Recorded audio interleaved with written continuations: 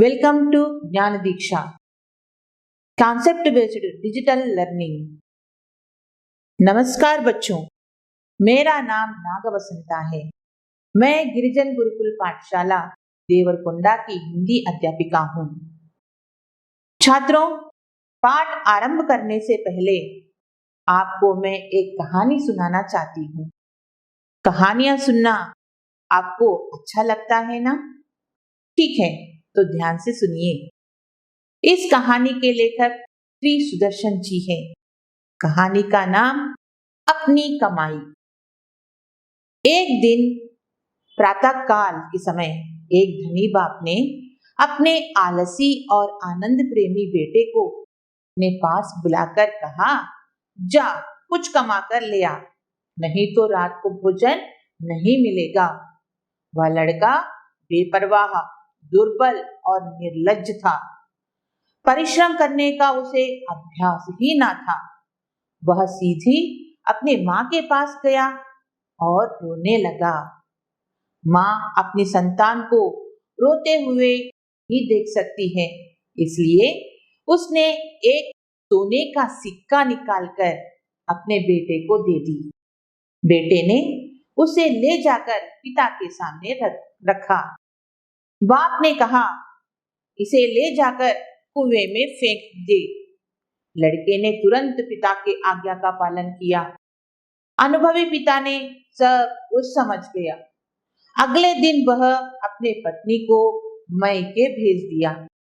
दूसरे दिन फिर से धनी बाप ने बेटे को बुलाकर कहने लगा, जा कुछ कमा कर ला, नहीं तो रात को भोजन नहीं मिलेगा।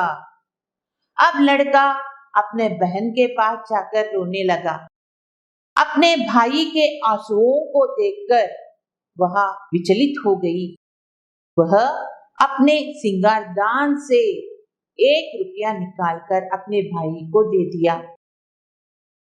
रोने के रात को बाप ने बेटे से पूछा, आज तुमने क्या कमाया? बेटे ने उनके सामने 1 रुपये का सिक्का रख दिया। बाप ने कहा, जा इसे कुएं में फेंक आ। बेटे ने पिता के आज्ञा का पालन किया। पिता ने सब कुछ समझ गया। वह अपनी बेटी को ससुराल भेज दिया। अगले दिन फिर से धनी बाप ने बेटे को बुलाकर कहने लगा, जा कुछ कमा कर ला, नहीं तो रात को भोजन नहीं मिलेगा। अब घर में ना माँ थी ना बहन। सुबह से शाम तक वह उदास रहा, लेकिन उसे देखने वाले कोई नहीं थे। तब लाचार होकर काम ढूंढने घर से बाहर निकलकर मजदूरी खोजने लगा।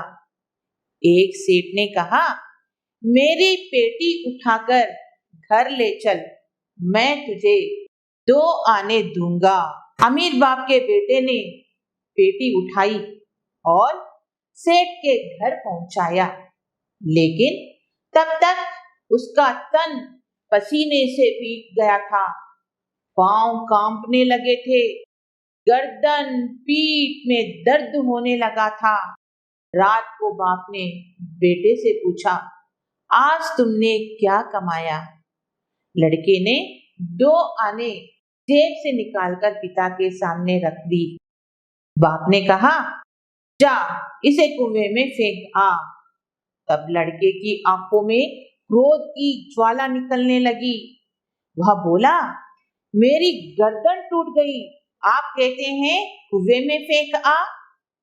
अनुभवी पिता सब कुछ समझ गया। अगले दिन उसने अपना सारा कारोबार बेटे को सौंप दिया।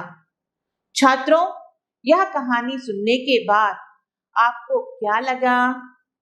हाँ, श्रम करके कमाए गए 2 आने भी बहुत कीमती होते हैं, इसलिए श्रम का महत्व अनमोल होता है। इस कविता पाठ पर चर्चा करने से पहले बच्चों, मैं आपसे एक बात पूछना चाहती हूँ, तो समझकर उत्तर देना।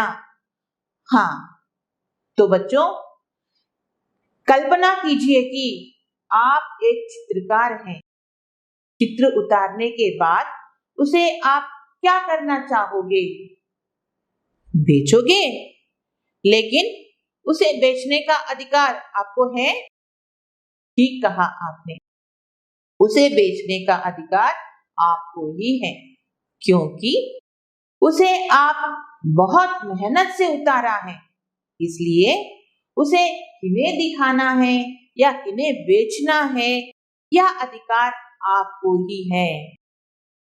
छात्रों, इस कविता पाठ में गांधी जी के आश्रम के बारे में सुंदर वर्णन किया गया है। वहां के लोगों के मन में आश्रम का महत्व क्या है, अच्छी तरह से हमें समझाया गया है। तो मैं पहले यहाँ उन्मुखीकरण में दिया गया एक छोटी सी कविता पढ़कर आपको सुनाऊंगी। ध्यान दीजिएगा। सूत काटते थे गांधी जी, कपड़ा बुनते थे, चुनते थे अनाज के कंकर, चक्की पीसते थे। ऐसा था उनका आश्रम, गांधी जी के लिए पूजा के समान था श्रम। फिर से एक बार बोलूंगी। सूत काटते थे गांधी जी, कपड़ा बुनते थे, चुनते थे अनाज के कंकर, चक्की पीसते थे। ऐसा था उनका आश्रम, गांधी जी के लिए पूजा के समान था श्रम। छात्रों, गांधी जी के आश्रम के बारे में सुना आपने? तो अब मैं आपसे इससे जुड़े हुए कुछ प्रश्न पूछूंगी, सही उत्तर देना। पहला प्रश्न, गांधी जी क्या क्या करते थे? ठीक कहा आपने, गांधी जी सूत काटते थे, कपड़ा बुनते थे, अनाज के कंकर चुनते थे और चक्की भी पीसते थे। तो दूसरा प्रश्न, गांधी जी के अनुसार पूजनीय क्या है? बहुत अच्छे, गांधी जी के अनुसार पूजनीय श्रम है। तो तीसरा प्रश्न, हमारे जीवन में श्रम का क्या महत्व है? वेरी गुड, श्रम यानी मेहनत है। मेहनत ही सफलता की कुंजी है। जो मेहनत करता है वह हमेशा जीतता है। इस पाठ पर चर्चा करने से पहले इसके उद्देश्य के ऊपर भी हम लोग एक नजर डालेंगे। इस कविता पाठ का उद्देश्य यह है कि आपको सामाजिक काव्य का सृजन की प्रेरणा देना, आपके मन में समाज कल्याण व उदारता की भावना का विकास करना, आप सबको श्रम का महत्व समझाना, आपके लिए पथ प्रदर्शन करना, आपको नए काव्य का सृजन करने की प्रेरणा देना। बच्चों, मेहनत ही सफलता की कुंजी है। मेहनत करने वाला व्यक्ति कभी नहीं हारता, वह हमेशा सफल होता है, क्योंकि काल्पनिक जगत को साकार रूप देने वाला वही है। इसलिए श्रम करने वाला ही कण कण का अधिकारी है। तो अब मैं फिर से कुछ प्रश्न पूछूंगी, ध्यान से सुनिएगा। मेहनत किसकी कुंजी है? सही कहा आपने, मेहनत सफलता की कुंजी है। दूसरा प्रश्न, काल्पनिक जगत को साकार रूप देने वाला कौन है? ठीक, काल्पनिक जगत को साकार रूप देने वाला श्रमिक है। कण कण का अधिकारी कौन है? सही कहा आपने, श्रम करने वाला ही कण कण का अधिकारी है। छात्रों, अब हम विधा विशेष के बारे में बातचीत करेंगे। इस पाठ की विधा कविता है। कविता भावनाओं को उदात्त बनाते हैं। इसके साथ साथ सौंदर्य बोध को भी सजाती संवारती है।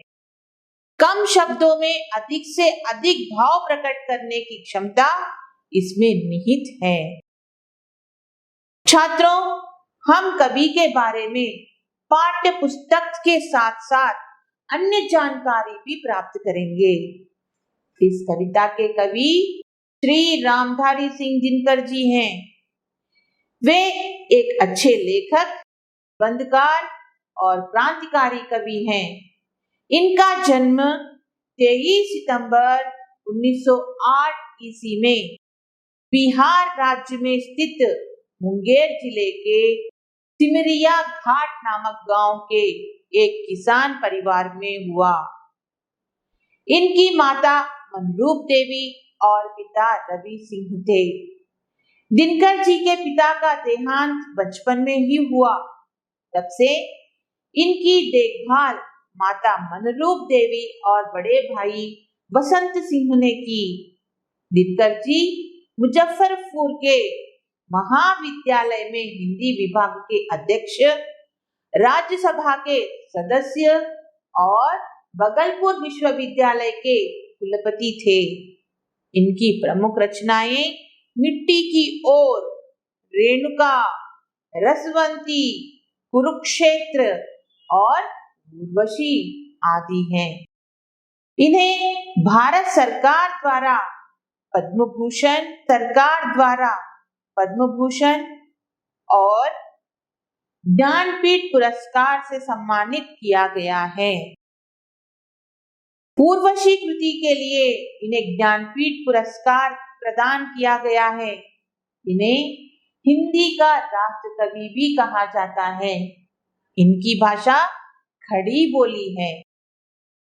इतने महान कवि का निधन 24 अप्रैल 1974 ईस्वी में मद्रास यानी चेन्नई में हुआ। बच्चों, आपने महाभारत की कहानी तो सुना ही होगा। महाभारत ग्रंथ में सबसे प्रमुख पात्र हैं श्री कृष्ण, कौरव, पांडव, भीष्म पितामह और शकुनी हैं। भगवान श्री कृष्ण देवकी वसुदेव के पुत्र हैं। इनका जन्म कारागार में हुआ था। इनका पालन पोषण माता यशोदा और नंद ने किया। महाभारत युद्ध में अर्जुन के रथ सारथी बनकर भगवत गीता का उपदेश इस संसार को दिया। कौरव राजा धृतराष्ट्र और गांधारी के पुत्र हैं। वे 100 भाई और एक बहन दुश्चला है। इन 100 भाइयों में दुर्योधन और दुशासन प्रमुख हैं। महाभारत कहानी में कौरव बुराई के प्रतीक हैं, तो पांडव पांडुराज, कुंती और माद्री के पुत्र हैं। इनमें से सबसे बड़ा भाई युधिष्ठिर यानी धर्मराज हैं। दूसरा भीमसेन, तीसरा अर्जुन, चौथा नकुल और पांचवा भाई सहदेव हैं। पांडव धर्म और एकता के प्रतीक हैं। अब हम लोग भीष्माचार्य के बारे में बातचीत करेंगे। भीष्म पितामह कौरव और पांडवों के पितामह यानी दादाजी हैं। वे महाराज शांतनु और माता गंगा देवी के पुत्र और भगवान परशुराम के प्रिय शिष्य भी हैं। इन्हें इच्छा मरण की वरदान है। अब हम शकुनी के बारे में भी बात करेंगे। शकुनी माता गांधारी के भाई और दुर्योधन के मामा हैं। वे गांधार नरेश हैं।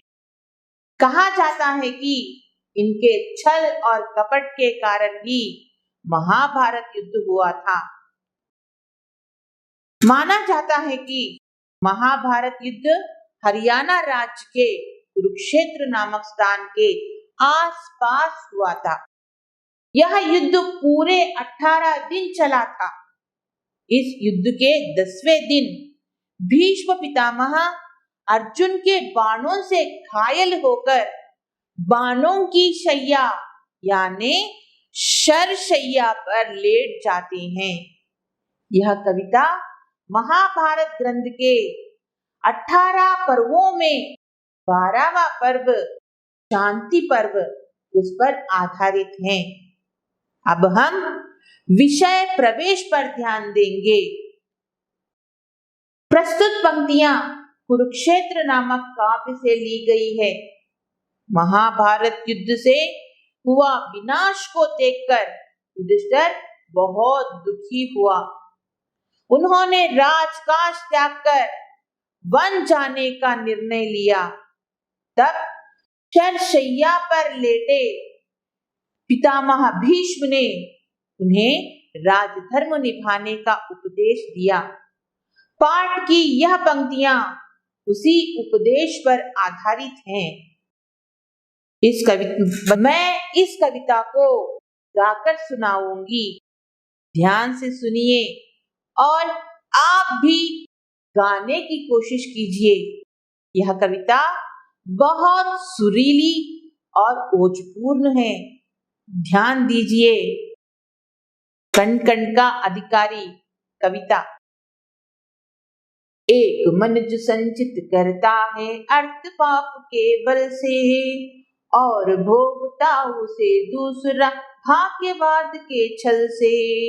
एक मनुज संचित करता है अर्थ पाप के बल से, और भोगता उसे दूसरा भाग्यवाद के छल से। नर समाज का भाग्य एक है, वह श्रम वह भुजबल है। नर समाज का भाग्य एक है, वह श्रम वह भुजबल है। जिसके सम्मुख झुकी हुई पृथ्वी विनीत नभथल है। जिसके सम्मुख झुकी हुई पृथ्वी विनीत नभथल है। एक मनुज संचित करता है अर्थ पाप के बल से, और भोगता उसे दूसरा भाग्यवाद के छल से। जिसने श्रम जल दिया उसे पीछे मत रह जाने दो। जिसने श्रम जल दिया उसे पीछे मत रह जाने दो। विजीत प्रकृति से पहले उसको सुख पाने दो। उसको सुख पाने दो। एक मनुज संचित करता है अर्थ पाप के बल से, और भोगता उसे दूसरा भाग्यवाद के छल से। जो कुछ नस्त प्रकृति में है वह मनुष्य मात्र का धन है। जो कुछ नस्त प्रकृति में है वह मनुष्य मात्र का धन है। धर्मराज उसके कण कण का अधिकारी जन जन है। धर्मराज उसके कण कण का अधिकारी जन जन है। अधिकारी जन जन है। एक मनुज संचित करता है अर्थ पाप के बल से, और भोगता उसे दूसरा भाग्यवाद के छल से। छात्रों, आपको कविता अच्छा लगा? अब मैं आपको इस कविता के भाव को समझाना चाहती हूँ। ध्यान से सुनिए, क्योंकि यह वार्षिक परीक्षाओं में भी दिया जाता है। तो कविता का भाव, भीष्म पितामह युधिष्ठिर से कहते हैं कि हे युधिष्ठिर, इस समाज में कुछ लोग छल कपट या पाप करके धन को जमा करते हैं, तो कुछ लोग अपना भाग्य समझकर उसे भोगते हैं। लेकिन श्रमिक अपने भुजबल और श्रम से इस समाज का भाग्य बदलकर प्रगति की ओर ले जा सकते हैं। इन श्रमिकों के सामने यह प्रकृति, आकाश और धरती विनम्रता के साथ सर झुका देते हैं। जो श्रमिक अपना पसीना बहाकर इस समाज को आगे बढ़ाता है, उन्हें अपने अधिकारों से वंचित मत करो। प्रकृति से भी पहले उन्हें सुख पाने दो। हे धर्मराज, प्रकृति में रहने वाला संपदा सबका है। इसके कण कण पर श्रम करने वाले यही जनता का अधिकार है। छात्रों, इस कविता में कई ऐसे शब्द आए हैं जो जल्दी से समझ में नहीं आते, जैसे संचित करना, जमा करना। अर्थ धन, विनती, विनम्रता, न्यस्त, फैला हुआ, भाग्य, नसीब। छात्रों, इस पाठ में आपको कई व्याकरण अंश भी पूछे जाएंगे, जैसे पर्यायवाची शब्द पृथ्वी यानी धरती, भू भूमि, वसुंधरा वसुधा, जन लोग, प्रजा जनता, धन संपदा, दौलत संपत्ति। विलोम शब्दों में जैसे पाप और पुण्य, ये पता है ना आपको, पाप और पुण्य। सुख दुख, भाग्य दुर्भाग्य। पुनरुक्त शब्द, वाक्य में जो शब्द बार बार लिखा जाता है उन्हें पुनरुक्त शब्द कहते हैं। जैसे इस मिट्टी के कण कण में भगवान है, यानी इस वाक्य में कण कण पुनरुक्त शब्द है। गांधी जी का नाम जन जन में व्याप्त है, इसमें जन जन यह पुनरुक्ति शब्द कहलाता है। वचनों में मजदूर मेहनत करता है, यह एक वचन शब्द है, एक वचन का वाक्य है। वही बहुवचन में मजदूर मेहनत करते हैं। भाववाचक संज्ञाएं जैसे मनुष्य मनुष्यता, मजदूर मजदूरी, चतुर चतुराई, लंबा लंबाई, यह पूरे भाववाचक संज्ञाएं हैं। संधि विच्छेद में पर्यावरण, परि प्लस आवरण, यद्यपि, यदि प्लस आपी, यह यद्यपि। समास में श्रम जल, श्रम का जल तत्पुरुष समास है। नभ थल, नभ और थल द्वंद्व समास है। भुजबल, भुजाओं का बल, यह भी तत्पुरुष समास है। उपसर्ग में अभाग्य में अ, सौभाग्य में सौ, दुर्भाग्य में दु, यह सब उपसर्ग हैं। प्रत्यय में प्राकृतिक में ई इक प्रत्यय, अधिकारी में ई आदि प्रत्यय हैं।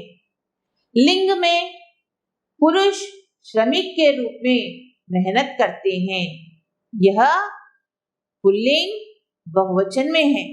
तो वही उसी प्रकार हम लोग बहुवचन में स्त्रीलिंग में भी वही देंगे। स्त्रियां श्रमिक के रूप में मेहनत करती हैं। छात्रों, आपको वार्षिक परीक्षाओं में 5 अंकों के लिए इस कविता से कुछ पंक्तियां दिए जाते हैं। वह 5 प्रश्न भी आपको समझाऊंगी। तो इसमें इन 5 प्रश्नों में कवि का नाम, पाठ का नाम, शब्दों के अर्थ आदि भी पूछे जाते हैं। इसलिए आप कविता के हर शब्द को अच्छी तरह से समझना आवश्यक होता है, तभी हम पूरे 5 अंकों को प्राप्त कर सकते हैं। जैसे प्रश्नों में परिश्रमी व्यक्ति को कौन सा स्थान देना चाहिए, धरती के पास जो संपदा है वह किसकी है, विजयी प्रकृति से पहले किसको सुख प्राप्त करने का अधिकार है, कण कण का अधिकारी कौन है, यह पद्यांश किस पाठ से लिया गया है, उसके कवि कौन है, आदि प्रश्न। इस पाठ से वार्षिक परीक्षाओं में 4 या 7 अंकों के लिए दिए जाने वाले मुख्य प्रश्नों के बारे में भी समझाऊंगी। तो इन प्रश्नों में हमारे समाज में परिश्रम करने वालों का जीवन स्तर निम्न क्यों है, धर्मराज को भीष्म पितामह द्वारा दिए गए संदेश पर आज के समाज को दृष्टि में रखकर अपने विचार व्यक्त कीजिए। श्रम और छल में क्या अंतर है? कण कण का अधिकारी पाठ के आधार पर स्पष्ट कीजिए।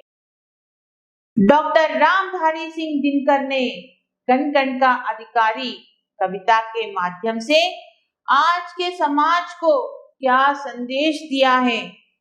डॉक्टर रामधारी सिंह दिनकर हिंदी के प्रसिद्ध कवि हैं। स्पष्ट कीजिए। कण कण का अधिकारी कविता के आधार पर स्पष्ट कीजिए कि मेहनत ही सफलता की कुंजी है। परिश्रम करने वाले व्यक्ति को प्रकृति से पहले सुख पाने का अधिकार क्यों मिलना चाहिए? कवि डॉक्टर रामधारी सिंह दिनकर जी का साहित्यिक परिचय लिखिए। डॉक्टर रामधारी सिंह दिनकर हिंदी के प्रसिद्ध कवि हैं। स्पष्ट कीजिए। श्रमिक के बारे में अपने शब्दों में लिखिए। श्रमिक देश के विकास में एक महत्वपूर्ण अंग है। कैसे? अपने शब्दों में लिखिए। प्रकृति में व्याप्त धन के बारे में दिनकर ने क्या कहते हैं? लिखिए। बच्चों, आप इस पाठ को ध्यान से सुना है, यह आशा करती हूँ। तो आपको समझ में भी आ गया होगा। तो बच्चों, इन प्रश्नों को ध्यान में रखिए। वार्षिक परीक्षा में अच्छे अंक प्राप्त कीजिए। यह शुभकामनाएं। धन्यवाद।